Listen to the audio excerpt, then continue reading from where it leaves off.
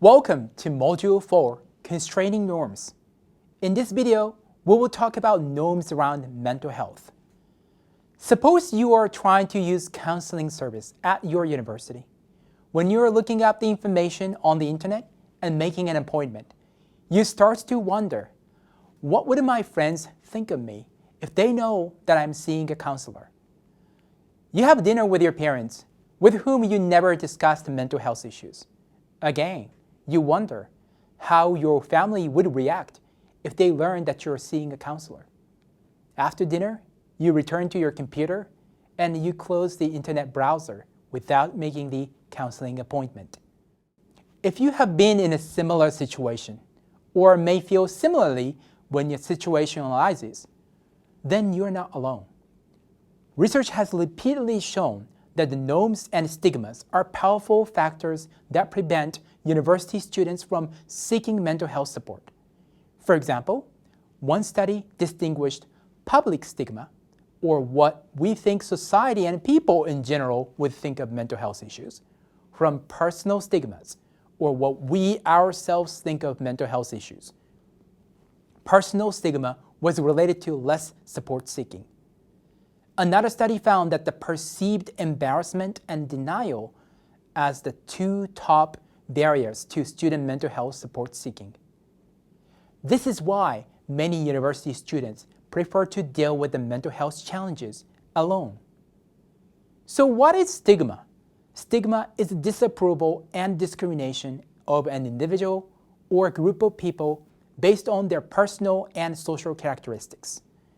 Although there is a growing awareness of mental health issues, we are living in a time when some people still have negative attitudes toward mental health services and are even skeptical about mental health issues exist at all. Unfortunately, some of us may have family members, friends, teachers, or neighbors who have these beliefs. When we are surrounded by people with the beliefs that stigmatize mental health issues, we might adopt these stigmatizing views and might develop negative attitude toward mental health services and those with the mental health challenges, even if that person is ourselves. Or we may avoid talking about mental health issues at all so that we do not feel judged by others. Research suggests that this internalization of stigma is problematic. Now, what can we do to combat it? Evidence recommends seeking a supporting community, challenging the legitimacy of stigmatizing messages, and strategically sharing our mental health histories. In terms of supporting community, the University of Alberta has the Canadian Mental Health Association student group on the Bears Den. There is also a group called Active Minds, which focuses on, and I quote, changing the conversation about mental health. Another group I personally recommend is Leisurely, a group that students in the Faculty of Kinesiology, Sports and Recreation and I are organizing. Our motto is to make student life fun. We organize game nights, online, offline gatherings, and group attendance of campus events such as varsity athletics. Our focus is on leisure, but we also share many mental health tips, and I can personally guarantee you that the students who are running this group are very supportive. Find our Facebook, Instagram, and Discord server at #LeisureUofA. With regards to challenging the legitimacy of stigmatizing messages, it's important to learn the research-based facts about mental health issues and mental health support. In Module 3, we learn that the mental health issues are prevalent among university students, and their consequences, when unaddressed, are serious.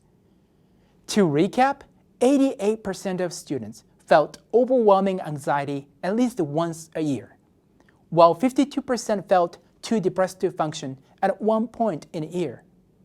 To add, a summary of past studies found that prevalence of depression among a university student was 31%, far greater than 11% in the general population in Canada. So if someone or something makes you feel that mental health is not a thing, This is the counter evidence that you can use to remind yourself that you're not alone. Research also supports the effectiveness of clinical therapies for mental health among university students. For example, a study in the UK showed that about 70% of university students who received student counseling services exhibited improvements in their psychological, physical, and social health after the average of 4 sessions. So remember, therapies are effective for many university students to improve their mental health. Sharing our mental health histories, whether it is a story of diagnosis or experiences of mental health difficulties in general, can be a powerful tool to change the ways we discuss mental health in our society. Something is stigmatized largely because it is hidden or not openly discussed.